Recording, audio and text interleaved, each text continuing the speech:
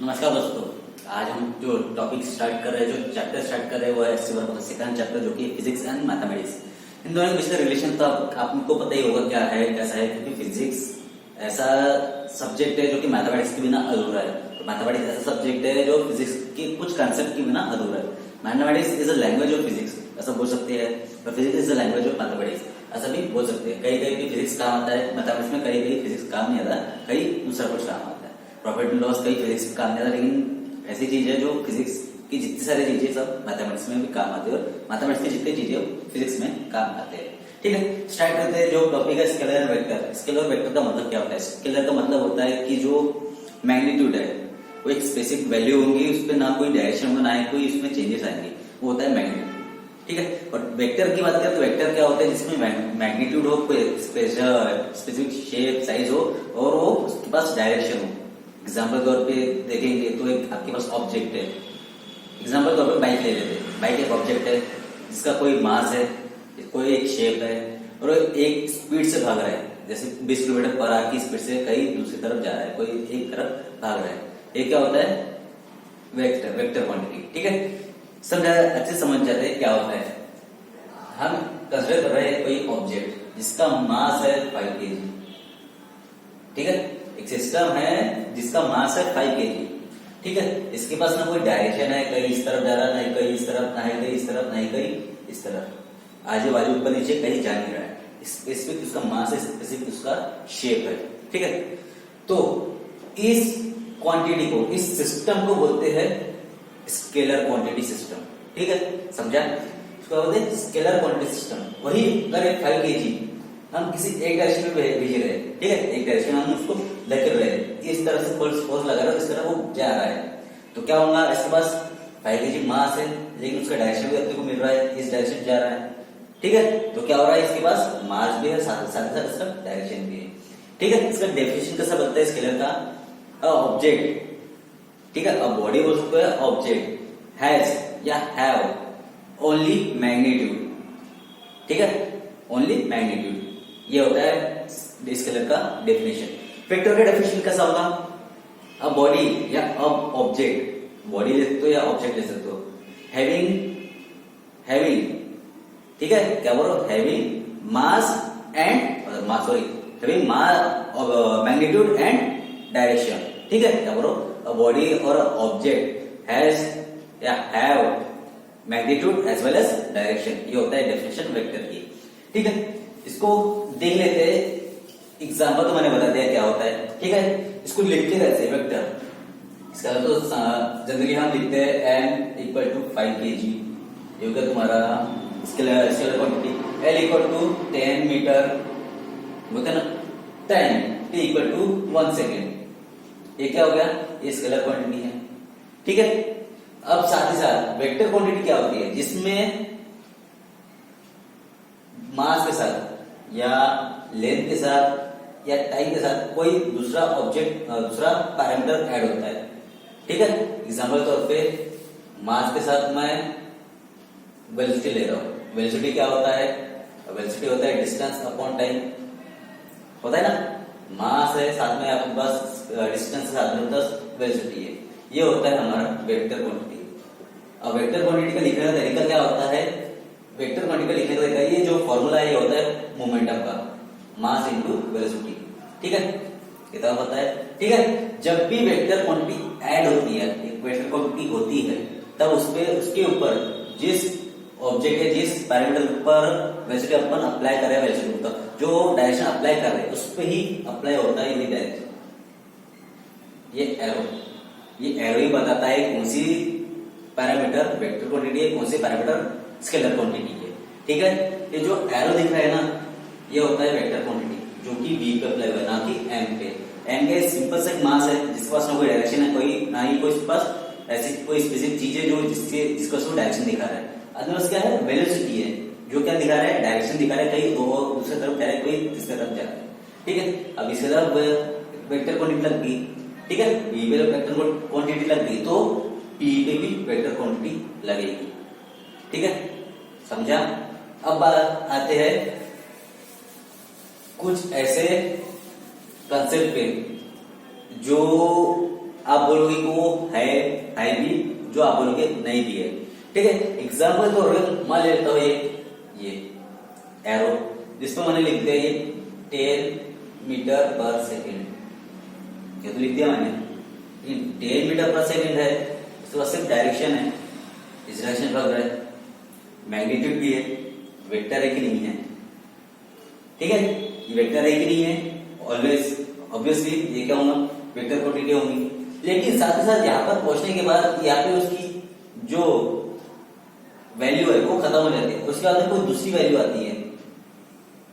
कहीं वो यहाँ तक पहुंच गया, एक रास्ते यहाँ से स्टार्ट हुआ, यहाँ तक पहुंच गया, उसके बाद उसने दूसरा रास्ता पकड़ा यहाँ से यहाँ तक, जिसकी वेलोसिटी है 12 मीटर पर सेकेंड। ठीक है, जिसकी वेलोसिटी है 12 मीटर पर सेकेंड। तो यहां से यहां तक का जो स्पीड होगा वो कितना होगा, यहां से लेके यहां तक का स्पीड, जो यहां से यहां तक भागेगा उसकी स्पीड कितनी होगी। तो यहाँ पे एक रूल अप्लाई होता है, वो है ट्रायंगल रूल। ट्रायंगल रूल क्या होता है, vector addition rule, triangle rule बोल सकते हो। इसको जनरली नाम देते हैं addition of vector, addition of vector. ठीक है, इसमें क्या हो रहा है, एडिशन वेक्टर, यहां से आप पॉइंट ए से बी पे जा रहे हैं, बी से सी पे जा रहे हैं, तो हमेशा याद रखना जब ए से बी पे जा रहे हैं तो वेक्टर हमेशा ए होगा, वेक्टर ए का वेक्टर। ठीक है, बी से सी पे जा रहे हैं तो कौन सा वेक्टर जा रहा है, बी से सी पे, बी वाला वेक्टर जा रहा है सी पे, तो यहाँ ये हो जाएगा बी वेक्टर। स्मॉल बी से डिनोट कर रहा हूँ, आप कैपिटल बी से भी डिनोट कर सकते हैं, कैपिटल ए से भी डिनोट कर सकते हैं। ठीक है, तो यहाँ से ए से सी पे जा रहा है, तो ये जो वेक्टर हमने तो एक वेक्टर ले लिया, लेकिन ये जो डायरेक्शन है वो उसने चेंज कर दिया, तो जो रिजल्टेंट आ रहा है उसको कंसीडर करना हमेशा। ठीक है, जो वेक्टर सी है ये क्या होगा, अपना रिजल्टेंट वेक्टर। तो यहाँ पे जो वेक्टर जब अप्लाई कर रहे हैं, ए से बी पे जा रहा है, बी से सी पे जा रहा है, तो क्या होगा, इसका जो रिजल्टेंट वेक्टर होगा हमेशा ऐड पे होगा, vector A plus vector B.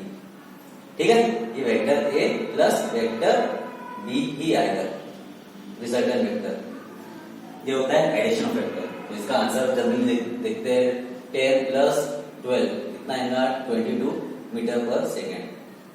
ए से सी पे जाने की स्पीड कितनी है, 12 मीटर पर सेकेंड, 22 मीटर पर सेकेंड। ये जनरली ये एग्जाम्पल लिया था। ठीक है, इसके साथ साथ एक और चीज आती है, ये मैंने एडिशन ऑफ वेक्टर बता दिया, इसके साथ साथ आता है पैरेललोग्राम। पैरेललोग्राम आता है, जो कि इसकी ये है ऐसा कुछ है। ठीक है, इसका और इसकी वैल्यू हमेशा सेम होती है, और इसकी और इसकी वैल्यू हमेशा सेम होती है, वेक्टर है ये वेक्टर बी। ठीक है, इसको अच्छे से बता देता हूँ, एक्सप्लेन कर देता हूँ। आपको वेक्टर एडिशन तो समझाऊंगा, लेकिन अभी मैं बता रहा हूँ पैरेललोग्राम जो बनाया था मैंने, अभी जो बनाया था उसको मैं अभी और ज्यादा डिटेल में समझाना रहा हूँ कैसे ये पैरेललोग्राम का रिजल्ट आता है। पहले देख लेते जो मैंने बनाया था डायग्राम, ए से बी, बी से डी, यहाँ पे जो सी था मैंने इसको कन्वर्ट कर दिया डी पे, ताकि आपको अच्छे से समझे। तो यहाँ पे है सी। ठीक है, अब वेक्टर ये सेम है, इसकी इक्वल, तो मैंने इसको डॉटेड लाइन बना दिया, इसको मैंने डॉटेड लाइन बना दिया। ये भी वेक्टर बी है, ये भी वेक्टर बी है, और साथ मैंने इसको एक्सटेंड कर दिया, ए से बी तक था उसको मैंने एक्सटेंड कर दिया ई तक के। तो यहाँ से मैंने परपेंडिकुलर मैंने ड्रॉ कर दिया एट पॉइंट ई, यहाँ पर ये 90 डिग्री का एंगल दिख रहा है, और यहाँ पे एंगल है थीटा बना दिया, और मैंने इस एंगल को ले लिया अल्फा। यहाँ तक इसको कुछ प्रॉब्लम तो आने नहीं चाहिए, अगर प्रॉब्लम आ गई तो प्लीज बता देना कि क्या प्रॉब्लम है, मैं इसको फिर से सॉल्व करके बताऊंगा, एक्सप्लेन कर दूंगा। ठीक है, ये अपना रिजल्ट था, ये डी है, तो मैं यहाँ पे डी ले लेता हूँ, वेक्टर डी, ए डी बोल सकते हो या वेक्टर डी बोल सकते हो, कोई प्रॉब्लम नहीं है। लेकिन अभी आता है इसमें, अब इसे परपेंडिकुलर बना दिए, 90 डिग्री दिख रहा है, तो हम यहाँ ट्रायंगल कंसीडर कर सकते हैं। कौन सा triangle, A D E angle, कौन सा ट्रायंगल, ए डी ई या ए ई डी, कौन सा ट्रायंगल दे रहे हैं हम यहाँ पे, ट्रायंगल ए ई डी, ईरेन ट्रायंगल ए डी। तो अपना जो एंगल ई है वो कितना है, 90 डिग्री है। अगर 90 डिग्री है तो पाइथागोरस फिर हम अप्लाई कर सकते हैं। पाइथागोरस क्या है अपना, ए डी अपना पाइथागोरस है, पाइथागोरस मैंने ले लिया, A D square plus A square plus E D square. ठीक है, इतना तो आपको समझाऊंगा, लेकिन आपको इसका वैल्यू पता नहीं है, लेकिन हमको इसका वैल्यू पता नहीं है, पता है क्या, बिल्कुल पता नहीं है। तो हम उसको सोल्व कैसे करेंगे? तो देख लो यहाँ पर एक ट्रायंगल बना हुआ है बीई डी बना हुआ है ट्रायंगल, ये बना लेते हैं यहाँ पे मैं ट्रायंगल इस तरह से। ये ई है, ये बी है और ये है डी, ये वेक्टर बी है, ये अल्फा थीटा दिया हुआ है, थीटा दिया हुआ है, ठीक है। ये ऐसा ट्रायंगल, इसको याद ट्रायंगल मैंने बड़ा कर दिया, बस इतना ही है। अब यहाँ पे क्या हो रहा है, हमको ये फाइंड करना है, इसकी वैल्यू फाइंड करें तो क्या होगा, cos थीटा अप्लाई कर सकते हैं। cos थीटा क्या आता है, एडजेसेंट साइड आता है डिवाइड बाय हाइपोटेनस आता है, एडजेसेंट अपॉन हाइपोटेनस। तो यहाँ पे हाइपोटेनस क्या है अपना बीई है, सॉरी हाइपोटेनस क्या है बी है और एडजेसेंट क्या है बीई है, तो बीई लिख सकते हैं यहाँ पे BE divide by vector B, ठीक है, लिख सकते हैं इतना। अब बी को फाइंड करना है, बी एक तरफ लेके आ जाओ, बी इक्वल टू जो वेक्टर बी है वो इस तरफ चले जाएगा, जो वेक्टर बी है वो इस तरफ जाएगा, तो क्या आ जाएगा बी कॉस थीटा, ठीक है, समझे इतना। वही मैंने लिया बी कॉस थीटा, मैंने वेक्टर लगाया नहीं हूँ क्योंकि सॉल्व करने के लिए इजी रहेगा, वेक्टर लगा दे तो आप कंफ्यूज हो जाओगे, इसलिए मैंने यहाँ पे वेक्टर लगाया नहीं है, ठीक है, इतना समझा। अब तुमको ये भी फाइंड करना है। अब इसका आंसर कैसा है ना, ये तो इसकी अपोजिट साइड है, अपोजिट साइड किसमें आता है, साइन थीटा में आता है, साइन थीटा अप्लाई कर लो। साइन थीटा क्या है, ऑपोजिट अपॉन हाइपोटेनस आता है, ठीक है। अब हाइपोटेनस क्या अपना वेक्टर बी है और ऑपोजिट क्या है डीई है, डीई लिख लो। अब वेक्टर बी इधर रहेगा, डी का वैल्यू रहेगा D equal to vector B sine theta, same मैंने यहाँ पे लिखा vector B sine theta, vector लगाई नहीं मैंने, कंफ्यूजन ना होना चाहिए, नहीं होना चाहिए करके, ठीक है।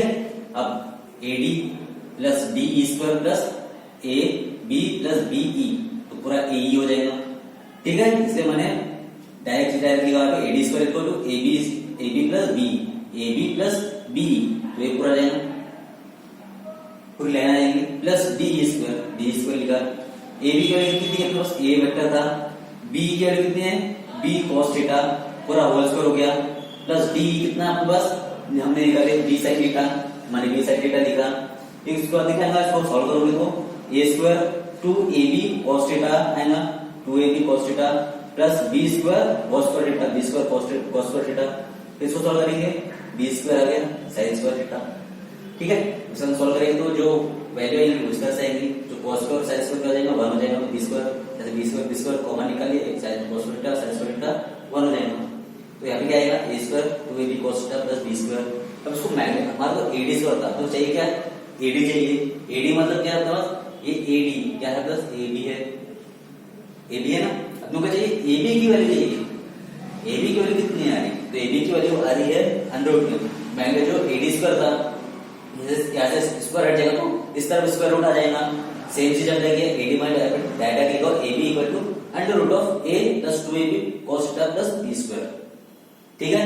अब आते हैं इस पे, हमने इतना तो निकाल लिया, मैग्नीट्यूड हमारा निकल गया, अब बचेगा अपने पास ये अल्फा बचा है हमारा पास, cos थीटा का वैल्यू निकल गया, मैग्नीट्यूड भी निकल गया, अल्फा का वैल्यू निकल गया बचा है, तो अल्फा का वैल्यू क्या आएगा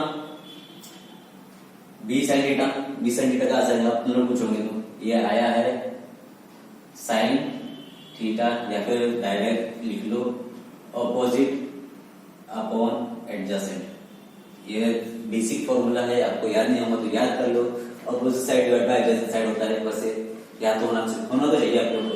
तो ऑपोजिट साइड क्या है तुम्हारा, ये है डीई है, ऑपोजिट साइड डी की वैल्यू क्या दी है बी साइन थीटा दी, और adjacent A B plus B, A B की वैल्यू कितनी ए बी, और बी की वैल्यू क्या थी बी cos थीटा, तो मैंने यहाँ पे वही लिखा हूँ ए प्लस बी cos थीटा, और ये क्या था बी साइन थीटा, ये हो गया एंगल अल्फा का, एंगल अल्फा हमने फाइंड कर लिया, tan अल्फा, तो एंगल ही चाहिए अल्फा चाहिए, तो tan इनवर्स ऑफ क्या आएगा B sine theta divide by A plus B cos theta. अब दो एंगल है, एंगल किसमें आता है आपको 0 से लेके 90 डिग्री या 0 से लेके 360 डिग्री, एंगल निकालते हैं, ये अल्फा इसका ही है, इसकी वैल्यू है, वैसे जनरली हम 0 से 90 डिग्री पे ही कंसीडर करते हैं, 0 से 90 डिग्री पे। और tan का वैल्यू है, tan का वैल्यू आपको पता होना चाहिए, 0 से लेके इंफिनिटी तक के वेरी करती है वैल्यू, ये आपको पता होना चाहिए। अगर नहीं पता है तो टेबल है, टेबल लर्न कर लो, याद हो जाएगा।